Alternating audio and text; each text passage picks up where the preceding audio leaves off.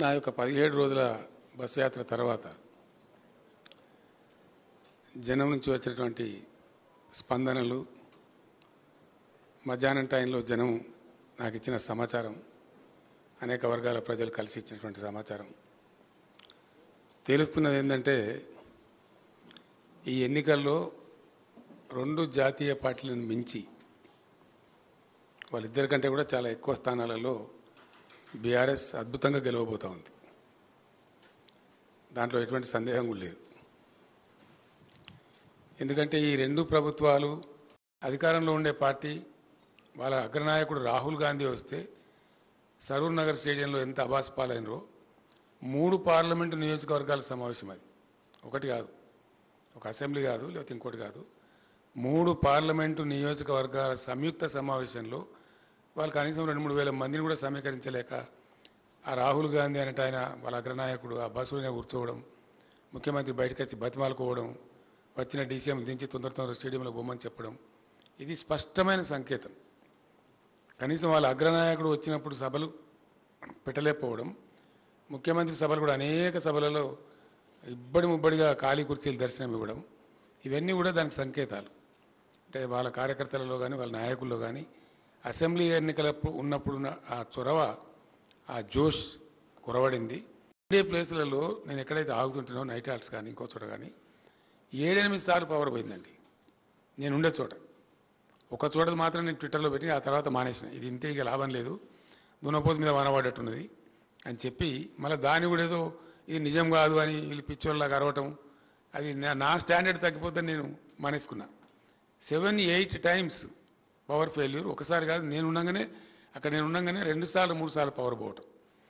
నేను ఒక 2-3 జిల్లాలకు ఫోన్లు చేసి అధికారులను అడిగిన, ఏమైనా మీరే నిర్మాణం చేశారు, మీరే నడిపినరు, మళ్ళీ ఇప్పుడు మీరే ఉన్నారు కదా, ఎందుకు నడపలేకపోతున్నారు మిషన్ భగీరథ, ఏం కారణం అని అడిగితే, సార్ మా డిపార్ట్మెంట్ అంతా స్వతంత్రం వచ్చినట్టు ఫీల్ అవుతున్నారు మీరు ఊడిపోయిన తర్వాత, ఎవ్వరికి వాడు ఇంటలేడు సార్, ఆ సమీక్షలు కూడా లేవు ప్రభుత్వంలో, మమ్మల్ని అడిగేవాడు కూడా లేడు. ఫ్యాక్ట్ ఇది, నాకు చెప్పింది అధికారులు.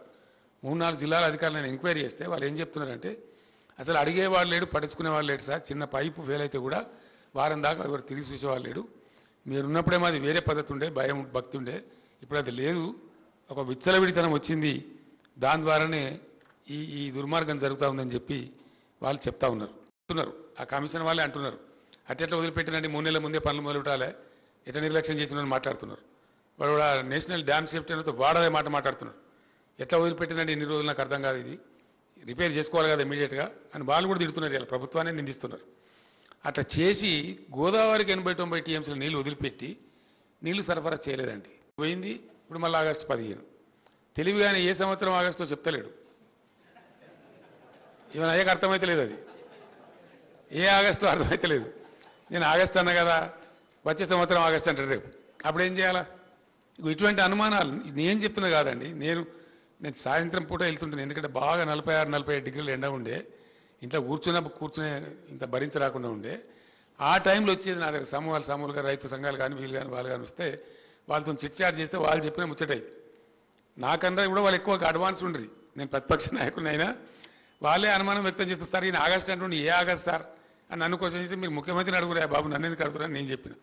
అట్లా ఆ రకంగా వ్యవసాయ రంగాన్ని పూర్తిగా నిర్లక్ష్యం చేయడం, రైతు బంధు ఇచ్చే విధానాన్ని కూడా మారుస్తాం, మేము అదేదో పెడతామని కదా, దాన్ని పేరేందో చెప్పలేదు కాదు సార్, అది శాటిలైట్ ద్వారా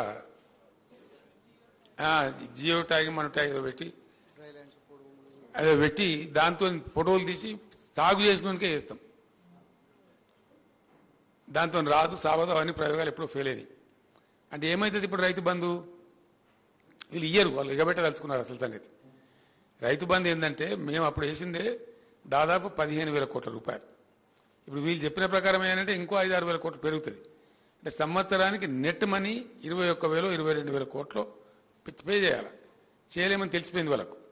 తెలిసిపోయి దాన్ని ఎగబెట్టాలా. ఎగబెట్టాలని ఏం చేయాలా? కుంటి సాకులు చెప్పాలా. ఆ కుంటి సాకులకి ఏంది, మేము శాటిలైట్ ద్వారా తీస్తాం, పంట సాగు చేసినోడికే ఇస్తాం అంటే ఏమనంటే, ఇప్పుడు సాగు చేసినోడెవడు, సాగు చేయనోడెవడు, ఎవడు ఇవ్వాలా? మళ్ళీ ఏ అగ్రికల్చర్ ఏఈఓనో బీఆర్ఓనో సర్టిఫికెట్ ఇవ్వాలి. సర్టిఫికెట్ ఇవ్వాలంటే వాడు లావు అంటాడు. గ్యారంటీ కదా, తప్పని తప్పదు కదా. ఇప్పుడు వ్యవసాయం చేయనుంది చేసినట్టు రాస్తారు, చేసినది చేయనట్టు రాస్తారు. వానికి ఇస్తే రాస్తాడు, లేకపోతే రాయడు. అంటే ఏమవుతుంది?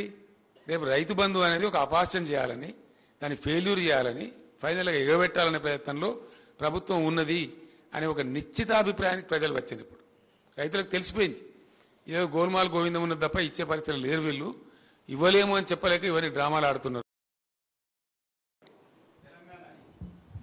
హైదరాబాద్ని యూటీ చేస్తే బాగుంటుంది, లేదంటే సెకండ్ క్యాపిటల్ చేస్తే బాగుంటుంది, నాకు కూడా ఊరికి దగ్గర అవుతుంది అని చెప్పేసి మాట్లాడింది. ఖర్గే లాంటి వ్యక్తికి అట్లా మాట్లాడకంటే దురదృష్టం ఇంకోటి ఉండదు. ఇన్ని రోజులు ఢిల్లీకి మోసిన ఆయన నాకు హైదరాబాద్ దగ్గర అయిద్దని మాట్లాడి హైదరాబాద్ గొంతుకొస్తానని తెలంగాణ ప్రజలు ఊరుకోరు. నేను చెప్పిన దానికి ఇదే బలమైన కారణం. ఖర్గే లాంటి వ్యక్తి కూడా హైదరాబాద్ రెండో రాజధాని కావాలంటుందంటే వీళ్ళు ఎవరు వచ్చినా హైదరాబాద్ దెబ్బ పెడతారని మనకు అర్థమవుతా ఉంది. హైదరాబాద్ మనది, మన సొంతం, దాన్ని ఎన్నిటి కూడా అట్లా పోనీయం. కాబట్టి ఈ ఖర్గే మాటలు కూడా నా స్టేట్మెంట్ కూడా బలపరుస్తున్నాయి. కాబట్టి అటువంటి పిచ్చి వాళ్ళకు ఇక్కడ స్థానం ఇవ్వద్దని చెప్పి నేను కోరుతా ఉన్నా. పార్లమెంట్ ఎన్నికల తర్వాత బీఆర్ఎస్ నుంచి చాలా మంది ఎమ్మెల్యేలు కాంగ్రెస్ పార్టీకి వస్తారని చెప్పి కాంగ్రెస్ మంత్రులు చెప్తున్నారు. ఇప్పుడు వస్తారు, ఎన్నికల తర్వాత ఇంకా చాలా మంది వచ్చే అవకాశం ఉంది అని చెప్పి 20-25 మంది ఎమ్మెల్యేలు వస్తారని మంత్రులు చెప్తున్నారు. సార్ ఏం కావాలంటారు మీకు? ఎందుకు ఎమ్మెల్యేలు వస్తారంటున్నారు? మీరు మీ దగ్గర ఏమైనా సమాచారం ఉందా? నేనేమంటున్నా అంటే, ఒకరోజు రేవంత్ రెడ్డి గారు మాట్లాడి ఇవాళ సాయంత్రం వరకు నీ దొడ్లు ఎందరు ఉంటారో చూసుకొని, నా దొడ్డు అయితే ఇంటాక్ట్ ఉంది ఆయన మాట్లాడిన తర్వాత. ఇది కూడా అంతే ఉంది. రెండవది, ఈయననే బీజేపీలకు జంపు కొడుతున్నారని కాంగ్రెస్లోనే చాలా అనుమానాలున్నాయి డెఫినెట్గా. ఎందుకంటే ఆయన కేసులు కొలిక్కి వస్తున్నాయి. ఓటుకు నోటు కేసు ఏదైతే ఉందో అది భయంకరమైన కేసు, రెడ్ హ్యాండెడ్గా ఆయన పట్టుబడ్డ కేసు. ఆయన తప్పించుకోలేడు కూడా, ఎవరు తప్పించలేరు. కాబట్టి అది మన కింది మీద అయితే ఈయననే బీజేపీలకు జంపు కొడతాడు కేసులు తప్పించుకోవడానికని పెద్ద ప్రచారం ఉంది. అందులో భాగంగా నిజంగా జరుగుతున్నది ఏంటంటే, నన్ను ఎవరు డైరెక్ట్ కన్సల్ట్ చేయలేదు, కానీ మా పార్టీలో ఉన్న ముఖ్యులను కాంగ్రెస్ పార్టీలో ఉన్నటువంటి ఒక వర్గం అంతా కన్సల్ట్ చేస్తూ ఉన్నారు. కన్సల్ట్ చేయడంగా స్పష్టంగా చెప్తున్నారు సంఖ్యతో సహా, అన్న మేము 26 నుంచి 33 మంది ఎమ్మెల్యేలు రెడీగా ఉన్నాము, మేము కలుస్తాము, ఇద్దరం కలిసి గవర్నమెంట్ ఫామ్ చేద్దామని చెప్తున్నారు. మరి రేవంత్ రెడ్డి తదాస్తు దేవతలు ఉంటారు పైన, మరి అటు నుంచి ఇటు వస్తారో ఇటు నుంచి అటు పోతారో చూద్దాం ఏం జరగబోద్దు. నేను కూడా రైతు రుణమాఫీ ప్రకటించిన, ఒకే విడతగా చేద్దామని చెప్పి నేను చేయని ప్రయత్నం ఎక్కని కొండలేదు, మొక్కని బండలేదు. దట్ ఈస్ ఇంపాసిబుల్, జరిగే పని కాదు. అందుకే అరచేతిలో వైకుంఠం చూపించి మిమ్మల్ని మోసగించారని ప్రజలకు చెప్పినా ఫలించినట్టుందండి అది. సార్, మీరు గతంలో కూడా మూడో ప్రత్యామ్నాయం కోసం ప్రయత్నం చేశారు ప్రాంతీయ పార్టీల తరఫున. ఇప్పుడు మళ్ళీ కొత్తగా ప్రత్యామ్నాయం అంటే ఎన్డీఏ యూపీఏకు ప్రత్యామ్నాయంగా రావాలంటే ఏ పార్టీలు కలిసి వచ్చే అవకాశం ఉంది కేంద్రంలో? మీరు మంచి క్వశ్చన్ అడిగిన బ్రదర్, చాలా థ్యాంక్స్. ఒక మాట నేను మనవి చేస్తాను. జాతీయ రాజకీయాలలోకి పోదామని చెప్పి నేను బీఆర్ఎస్ పేరు మార్చి ఆ ప్రయత్నం చేసిన, మహారాష్ట్రకి పోయి బాగా చేసినాం. చాలా ఆశ్చర్యం ఏంటంటే, నిన్న వాళ్ళు వచ్చి నా దగ్గరికి 2-3 గ్రూపులు వచ్చి బీఆర్ఎస్లో అక్కడ చేరిన వాళ్ళు, సార్ ఇప్పుడు మహారాష్ట్రలో అక్టోబర్లో శాసనసభ ఎన్నికలని మీరు వట్టిగా రాని సార్ నిలబడండి, మేమంతా మీ పేరు చెప్పుకొని గెలుస్తాం, రావాలి, మా దగ్గర మార్పు రావాలి, మీ తెలంగాణలో మీ ప్రభుత్వంలో అమలు చేసిన కార్యక్రమాలు రావాలని మహారాష్ట్ర ప్రజలు బాగా కోరుతున్నారు, మిమ్మల్ని తీసుకురమ్మని అడుగుతున్నారు, మా దగ్గర ఒక భయంకరమైన అనిశ్చితి ఉందని వాళ్ళు వచ్చినారు. నేను తప్పకుండా నా జాతీయ రాజకీయ ప్రస్థానాన్ని కొనసాగిస్తాను, అందులో అనుమానం లేదు. రెండవది, ఈ పార్లమెంట్ ఎన్నికల తర్వాత అందరితోనే ఆలోచించి మీరు అన్నటువంటి ప్రాంతీయ శక్తుల ఐక్యతకు నేను ఎంత చేయగలుగుతానో, నాకెంత సంబంధాలున్నాయో, నాకెంత తెలివితేటలున్నాయో వాటన్నిటిని రంగరించి తప్పకుండా నేను చెప్పిన పరిస్థితి ఉత్పన్నం కావడానికి అన్ని ప్రయత్నాలు చేస్తాను. ఇప్పటికే చాలా మందితో మాట్లాడుతూ ఉన్నాం, లైక్ మైండెడ్స్తోని. వాళ్ళు ఎవరి పని వాళ్ళు చేసుకుంటూ ఉన్నప్పటికీ మేము కనెక్టెడ్గానే ఉన్నాం. తప్పకుండా అందరం కలిసి ఒక ప్రత్యామ్నాయం రూపొందిస్తాం. ఏదో ఒక జాతీయ పార్టీ మాకు సపోర్ట్ చేయక తప్పని పరిస్థితి ఏర్పడే పరిస్థితులు మాత్రం సృష్టిస్తాం. అంటే ఏకేమిస్తలేను, అందరు పోయిన మీరు మా అందరూ పోలేదు. బీఆర్ఎస్ ఒక మహాసముద్రం, 60 లక్షల సభ్యత్వం ఉన్నటువంటి పార్టీ. ఎవరైనా ఎలిమినేట్ చేస్తాం పలానా దాన్ని అనుకుంటే తప్పదే, ఆ గర్వం పనికిరాదు. మేము మొన్నటిదాకా 10 ఏళ్ళ అధికారంలో కాంగ్రెస్ అవుట్ ఆఫ్ పవర్ ఉంది. కాంగ్రెస్ ఎలిమినేట్ అయిందా?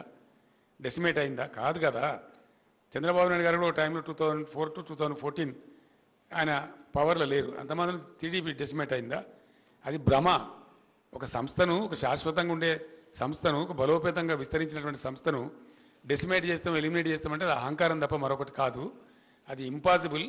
అందులో బీఆర్ఎస్ను డెసిమేట్ చేయడం అనేది ఒక 1,00,000 రేవంత్ రెడ్డిలు, 1 కోటి ఇంకో వచ్చినా ఏం ఎంతగా మనం కూడా ఫరక పడదండి. ఢిల్లీ సీఎంకు కేజ్రీవాల్కు బెయిల్ వచ్చింది, అదే కేసులో ఉన్న కవితకు మాత్రం బెయిల్ ప్రాసెస్ నడుస్తూ ఉంది కోర్టులో. సింపుల్ ఇస్ ద ఇష్యూ అండి. ఢిల్లీ లిక్కర్ స్కామ్ అనేది నరేంద్ర మోడీ సృష్టించినటువంటి ఒక రాజకీయ కుంభకోణం. It's reverse political scam. అందులో ఏం లేదంత పట్టితే గ్యాస్. ఇవాళ వరకు ఒక రూపాయి రికవరీ చేయలే, ఒక్క రూపాయి కూడా రికవరీ చేయాలి. ఎవరి నుంచి ఎవరికి మనీ లాండరింగ్ అయిందో, ఎవరి నుంచి ఎవరు తీసుకున్నాడో ఎవరికి తెలియదు.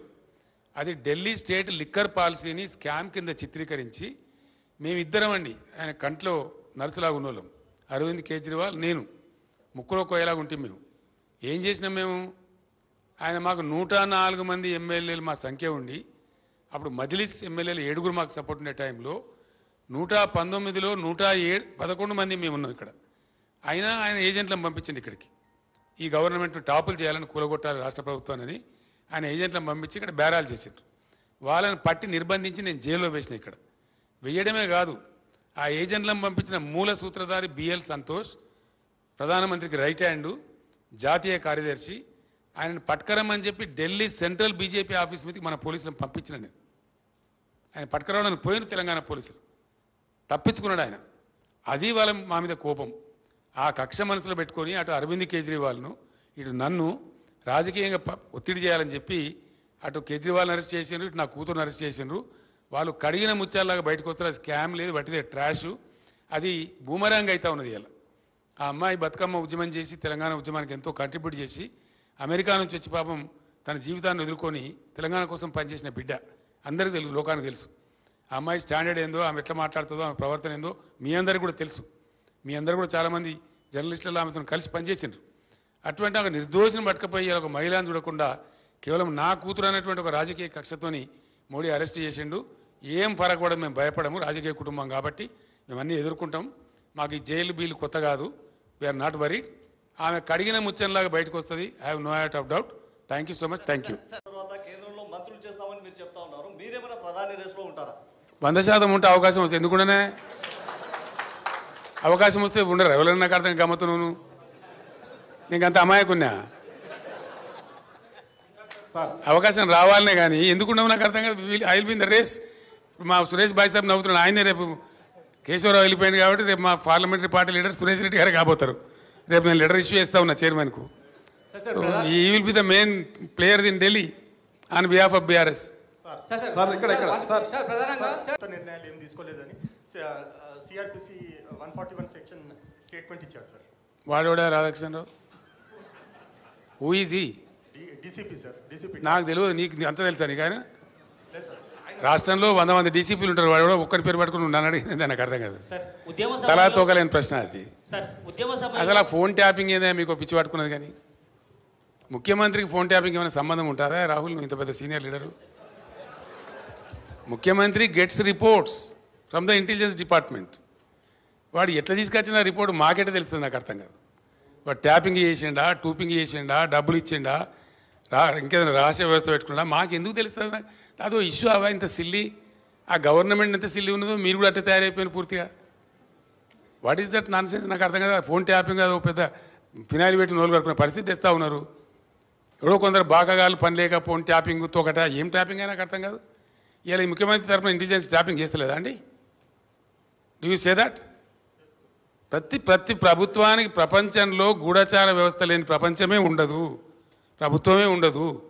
వాళ్ళు సమాచార సేకరణ చేసి ప్రభుత్వానికి ఇస్తారు. సాయంత్రానికో పొద్దున్న early morning, every morning intelligence comes and briefs the chief minister about the law and order situation. చాలా ఉంటాయి మన దగ్గర. హైదరాబాద్లో పేలుళ్ళు జరిగినాయి, అట్లాంటిది ఏదైనా ఉంటుంది, ఇంకేదైనా ప్రమాదాలు ఉంటాయి, కొన్నిసార్లు కొన్ని విచిత్రమైన దొంగల ముఠాలు వస్తాయి. అట్లాంటివన్నీ కూడా సమాచారం సేకరించి ఇస్తూ ఉంటారు. ఏం చేయాలో చెప్తారు.